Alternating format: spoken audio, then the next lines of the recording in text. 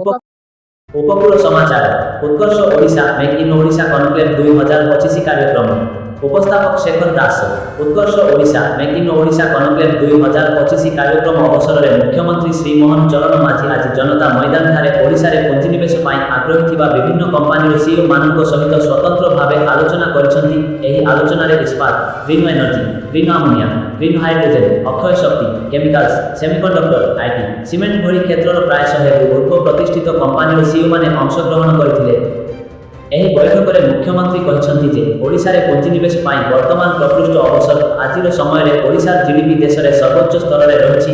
ଆଜି ଯଶସ୍ୱୀ ପ୍ରଧାନମନ୍ତ୍ରୀ ଶ୍ରୀ ନରେନ୍ଦ୍ର ମୋଦି ଏହି କାର୍ଯ୍ୟକ୍ରମକୁ ନେଇ ବହୁ ଉତ୍ସାହିତ ଥିଲେ। ଓଡ଼ିଶା ଉପରେ ମହାପ୍ରଭୁ ଶ୍ରୀ ଜଗନ୍ନାଥଙ୍କ ଆଶୀର୍ବାଦ ରହିଛି ଏବଂ ମାନ୍ୟବର ପ୍ରଧାନମନ୍ତ୍ରୀଙ୍କର ଓଡ଼ିଶା ପ୍ରତି ସମର୍ଥନ ରହିଛି। ପ୍ରଧାନମନ୍ତ୍ରୀ ମୋଦିଙ୍କ ଦୃଷ୍ଟିରେ ଓଡ଼ିଶା ହେଉଛି ସମ୍ଭାବନାର ରାଜ୍ୟ। ଓଡ଼ିଶାରେ ପୁଞ୍ଜିନିବେଶ ପାଇଁ ପର୍ଯ୍ୟାପ୍ତ ସୁଯୋଗ ରହିଛି।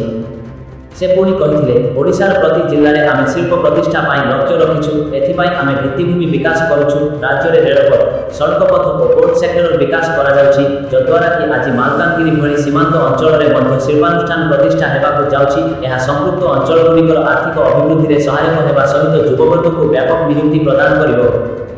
मुख्यमंत्री आहरी कहते आम सरकार मात्र 7 मासर सरकार, किंतु एही 7 मास मध्य आम ओडिशा रे जातीय स्तर बहु गुरुत्वपूर्ण कार्यक्रम सफलतार सह आयोजन करिछु। आजिर एही उत्कर्ष ओडिशा कार्यक्रम में मान्यवर प्रधानमंत्री उद्बोधन उद्योगी मानक ओडिशा रे अधिकरू अधिक पुंजीनिवेश पाई उत्साहित करिछि। ओडिशा प्राकृतिक संपद और खनिज संपद रे भरपूर एसपुर सठिक उपयोग में ओडिशा विकसित भारतर ग्रोथ इंजिन हेबो बोली मोदीजी कहछन्ती। आपण मानक सहयोग में मोदीजी को एही लक्ष्य पूरण हेबो बोली से कहिथिले।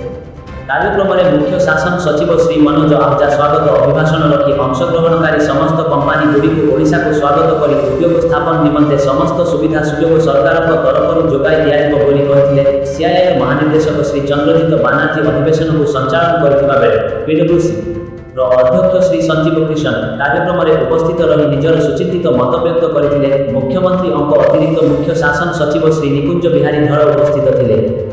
शेष में शिल्प विभाग अतिरिक्त मुख्य शासन सचिव श्री हेमंत कुमार शर्मा धन्यवाद अर्पण करथिले।